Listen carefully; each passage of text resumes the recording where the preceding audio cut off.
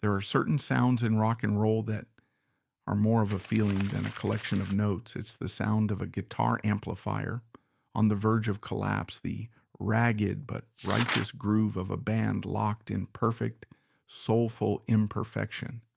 It's a sound often called ragged glory. For Neil Young, that sound had a name: Danny Whitten. Whitten was Young's musical anchor, his rhythm guitarist, his mirror image on stage. He was the force that allowed Young's chaotic genius to take flight. They were, for a brief, brilliant moment, a perfect partnership. But this isn't a story about a partnership that soared. It's a story about one that tragically crashed and burned. It's a story about what happens when the anchor that holds you steady begins to drown. What do you do when the person who makes your music possible is being consumed by a darkness you cannot fight? This is the story of Danny Whitten, the brilliant broken soul of the band Crazy Horse, and the devastating choice his friend Neil Young had to make. A choice that would end in tragedy and haunt his music for the rest of his life. To understand the world that both created and destroyed Danny Whitten, you have to picture the music scene of the late 1960s, particularly in California. The bright floral optimism of the summer of love was beginning to curdle. The hippie dream was fading, giving way to something darker, heavier, and more introspective. The psychedelic pop of 1967 was morphing into the raw, blues-infused rock that would define the early 70s. This was the era of the Laurel Canyon scene, a seemingly idyllic enclave in the Hollywood Hills where musicians like Joni Mitchell, Crosby, Stills and Nash, and the Mamas and the Papas created a new kind of folk rock aristocracy. But down on the Sunset Strip, in legendary clubs like the Whiskey A Go-Go and the Troubadour, the atmosphere was grittier. It was a world of loud guitars, cheap beer, and ever-present temptation. For a generation of brilliant but often vulnerable musicians, it was a place of immense opportunity and immense danger. Hard drugs, particularly heroin, were beginning to seep into the scene, offering a seductive escape from the pressures of creativity and burgeoning fame. It was a world that celebrated authenticity and raw emotion, but it often failed to provide a safety net for the very artists who dared to live on the edge. It was into this supercharged, precarious world that Danny Whitten and his band, the Rockets, were trying to make their mark. Daniel Ray Whitten was born in Columbus, Georgia, in 1943. His early life was unsettled. His parents split when he was young, and he spent his childhood shuttling between his mother and father. This rootless beginning instilled in him a quiet melancholy that would later surface in his music, but it was also a life filled with sound. He was drawn to the raw emotion of early rock and roll and R&B, and he taught himself to play the guitar. In the early 1960s, he found his tribe. While living in the Los Angeles area, he connected with two other young musicians who shared his passion, a bassist named Billy Talbot and a drummer named Ralph Molina. They had an instant chemistry, particularly in their vocal harmonies. They formed a doo-wop group called Danny and the Memories, playing local clubs and honing their craft. As the musical landscape shifted, so did they. They plugged in their instruments, let their hair grow long, and morphed into a psychedelic folk rock band called the Rockets. By the late 60s, the Rockets were a fixture on the Sunset Strip circuit. They released one self-titled album in 1968. It was a solid record, full of swirling guitars and the tight, three-part harmonies that had been their foundation. They were a good band, respected by their peers, but they hadn't yet found that unique spark that would set them apart. At the center of their sound was Danny. He was the primary songwriter and lead guitarist, a player known not for flashy solos, but for his incredible sense of rhythm and groove. He had a way of playing that was both loose and locked in, a style that was all feel, all soul. One night in 1968, a musician who had recently left his successful band Buffalo Springfield came to see the Rockets play at the Whiskey A Go-Go. His name was Neil Young. Young had just released his first solo album and was looking for a backing band, but not just any band. He was looking for something raw, something with the funk, as he called it. He wanted a band that could follow him into the wild improvisational territory he was beginning to explore. He found what he was looking for in the Rockets. He was particularly drawn to Danny Whitten's rhythm guitar playing. Young later said, "I heard Danny and the way he played rhythm, and it was so cool. He just laid it down." Young approached them after the show and invited them to jam. The chemistry was instantaneous. Young's jagged, unpredictable lead guitar soared over the steady, swampy foundation laid down by Whitten, Talbot, and Molina. In that moment, the Rockets ceased to exist and Crazy Horse was born. The first fruit of this new partnership was the 1969 album Everybody Knows, This Is Nowhere. It was an explosion of creative energy. Recorded in just 2 weeks, the album was a landmark, a definitive statement of a new kind of rock and roll, raw, emotional, and unapologetically ragged. It contained 3 of Neil Young's most enduring classics: Cinnamon Girl, Down by the River, and Cowgirl in the Sand. The power of those songs comes from the interplay between Young's fiery lead guitar and the relentless hypnotic groove of Crazy Horse, anchored by Danny Whitten. You can hear Whitten's rhythm guitar chugging underneath, providing the solid ground that allows Young to fly. It was a musical marriage made in heaven. But even as they were reaching this creative peak, a shadow was beginning to fall over Danny Whitten. The pressures of their newfound success and the dark temptations of the rock scene began to take their toll. More devastatingly, Danny was suffering from crippling rheumatoid arthritis. He was in chronic, debilitating pain, a condition that made the simple act of holding and playing his guitar an agony to numb the physical pain and perhaps the emotional pain of his unsettled past. He turned to heroin. It was a decision that would provide temporary relief, but ultimately set him on a tragic course of self-destruction. The brilliance of Danny Whitten was not just in how he played the guitar, but in the profound aching sadness he could convey with his voice and his words. The greatest and most heartbreaking example of this is a song he wrote for the first official Crazy Horse album, released in 1971. The song is called "I Don't Want to Talk About It." Decades later, the song would become a worldwide smash hit for artists like Rod Stewart and Everything But the Girl. Their versions are beautiful, polished ballads of heartbreak, but to truly understand the song, you have to hear Danny Whitten's original version. It is stripped down, fragile, and almost unbearably raw. When he sings the lines, "If I stand all alone, will the shadow hide the color of my heart? Blue for the tears, black for the night's fears." It's not just a lyric about lost love. It's a cry for help from a man drowning in pain, addiction, and despair. Those who knew him during this period describe a man at war with himself. Billy Talbot, his longtime friend and bandmate, recalled the change in him.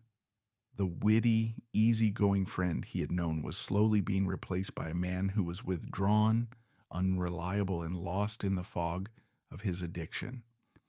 His arthritis was getting worse, and the heroin was no longer a secret. It began to affect his ability to play.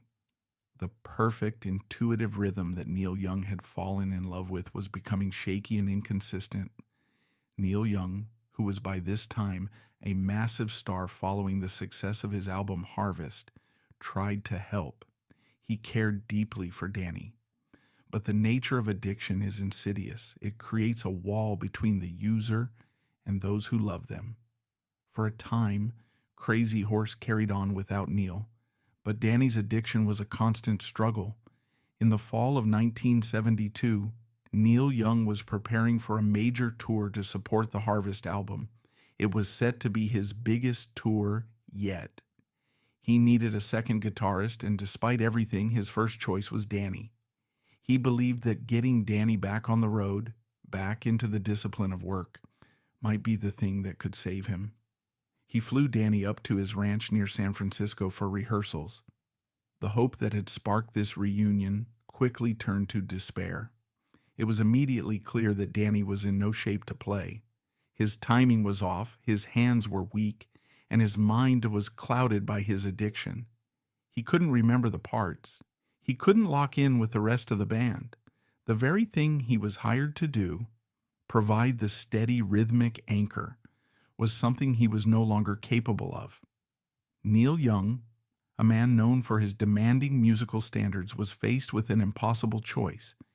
He was leading a massive operation with dozens of people depending on him.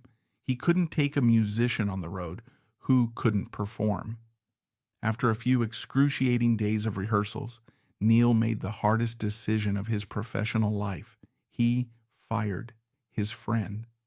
As he recounted years later with palpable pain, he took Danny aside, gave him $50, and put him on a plane back to Los Angeles. It was an act that Neil Young himself has described as both tough love and a devastating failure.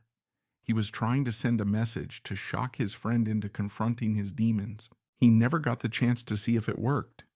That very night, the phone rang at Neil Young's ranch. It was the coroner from Los Angeles. Danny Whitten was dead. He was 29 years old. The official cause of death was an overdose, not of heroin, but of a combination of Valium, which he was taking for his arthritis, and alcohol. He had taken the $50 from Neil, gone home, and drank himself into oblivion. The firing and subsequent death of Danny Whitten is not a controversy in the sense of a mystery to be solved. There is no question about what happened. The controversy is a moral and emotional one, a question that has haunted Neil Young and his fans for half a century. Was firing Danny the right thing to do? And did that act contribute to his death? It's a debate with no easy answers, one that cuts to the heart of the complexities of love, friendship, and addiction. From one perspective, Neil Young was a band leader with a professional responsibility. The tour for Harvest, which would become one of the biggest albums of the decade, was a massive undertaking. He had a crew, a band, and promoters all counting on him. To take a musician on the road who was physically incapable of performing would have been irresponsible, not just financially, but artistically. In this view, Neil's decision, while brutal, was a necessary act of tough love. It was a desperate attempt to show Danny that there were real dire consequences to his actions, a last-ditch effort to force him to hit rock bottom in the hopes that he might bounce back. However, another perspective sees the act as a tragic miscalculation, a final push to a man already standing on the edge of a cliff. To his supporters, Danny Whitten wasn't just an employee, he was a friend, a brother in arms who was clearly in the throes of a life-threatening illness. Firing him, putting him on a plane alone with a meaningless $50 bill in his pocket, could be seen as an act of abandonment at his most vulnerable moment. It was a rejection that could have confirmed his deepest fears, that he was worthless, that his talent was gone, and that he had been cast aside by the person whose musical respect he craved the most. Neil Young himself has never shied away from his role in the tragedy. He has spoken about it with a raw, unflinching honesty for decades, wrestling with his own guilt in public. In interviews, he has said, "We were rehearsing with him and he just couldn't cut it. He couldn't remember anything. He was too out of it, too far gone. I had to tell him to go back to L.A. It's not happening, man. You're not together enough." He just said, "I've got nowhere else to go," and he split. That night, the coroner called me and told me he'd ODDD. That blew my mind. I loved Danny. I felt responsible. This public grappling is what makes the story so profound. Young doesn't offer excuses. He presents the situation in all its heartbreaking complexity. There was no easy right answer. He was faced with two terrible options, and he chose one. The fact that it ended in the worst possible way is a burden he has carried ever since. The debate, then, is less about judging Neil Young and more about understanding the impossible dilemma that addiction creates. It forces loved ones into making choices that feel both necessary and cruel, choices where any outcome can feel like a failure. It's a stark reminder that you can love someone with all your heart and still be powerless to save them from themselves. The immediate consequence of Danny Whitten's death was a profound and paralyzing grief for Neil Young. The guilt he felt was immense. This personal tragedy, however, would ultimately give birth to one of the most raw, uncompromising, and legendary periods of his entire career. The ghost of Danny Whitten would not just haunt Neil Young, it would fundamentally reshape his music. In the wake of the tragedy, another member of the Stones' orbit, roadie Bruce Berry, also died of a heroin overdose. Drowning in sorrow and rage, Young entered the studio in 1973 with the remaining members of Crazy Horse, Billy Talbot, and Ralph Molina. What emerged from these booze-fueled, wake-like sessions was a collection of songs that stared directly into the abyss. The album was called Tonight's the Night. The record company was horrified. They refused to release it for 2 years. This was the follow-up to the gentle acoustic multi-platinum Harvest, and it sounded like a drunken off-key cry of pain. The title track opens with the stark lines, "Bruce Berry was a working man. He used to load that Econoline van, but he overamped, and that was that." The songs are loose, ragged, and steeped in mourning. It is the sound of a man using music as a form of raw, unfiltered exorcism. On the song "Mellow My Mind," Young's voice cracks and strains, reaching for notes he can't quite hit, mirroring the emotional wreckage he was experiencing. Tonight's the Night became the centerpiece of what fans and critics call Neil Young's Ditch Trilogy, a series of 3 albums from the mid-70s, where he famously headed for the ditch, leaving the middle of the road of commercial success for a darker, more personal form of expression. He was rejecting the expectations of stardom and making art that was brutally honest, for himself and for his fallen friends. The historical significance of this act cannot be overstated. In an era of polished studio production, Tonight's the Night was a radical statement. It was a rejection of perfection, an embrace of the flawed emotional truth of a performance. It has since been hailed by critics as a masterpiece, a benchmark for confessional songwriting, and a massive influence on generations of punk, grunge, and alternative artists who were drawn to its raw honesty. Danny Whitten's death, therefore, had a dual legacy.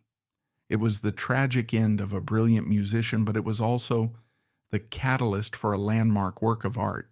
His absence created a void that could only be filled with music, and the music that came out was a testament to the depth of his impact. He wasn't just a footnote in Neil Young's story. His death became a defining chapter, forcing Young down a darker, more challenging path that ultimately solidified his reputation as one of rock's most fearless and uncompromising artists. Danny Whitten, the fallen anchor of Crazy Horse, had become the ghost that gave Neil Young's music its haunted soul. In the end, the story of Danny Whitten is a tragedy written in a minor key. It's a story of talent and pain, of friendship and failure, of a beautiful, soulful musician who lost a battle with the demons that haunted him. He was the steady, rhythmic heart of one of rock's greatest garage bands, the perfect, earthy counterpoint to a soaring, mercurial genius. But the same sensitivity that made his music so deeply felt may also have left him vulnerable to the darkness that surrounded him. His legacy lives on in quiet, unexpected ways. It lives in the chugging, distorted power of a crazy horse groove. It lives in the raw, emotional honesty of Neil Young's Ditch trilogy, a body of work born directly from the pain of his loss. And most poignantly, it lives on every time a radio somewhere in the world plays the familiar, heartbreaking melody of I Don't Want to Talk About It.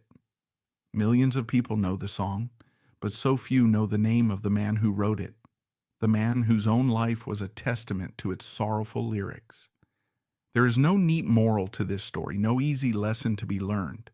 There is only the heartbreaking reality of a life cut short and the profound guilt of a friend left behind.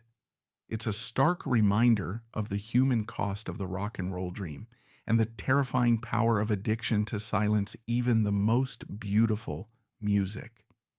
Danny Whitten was a man who didn't want to talk about the pain, and in the end, all we are left with is the space where his voice and his guitar should be, a silence that speaks volumes. We're done for today. Thanks so much for watching.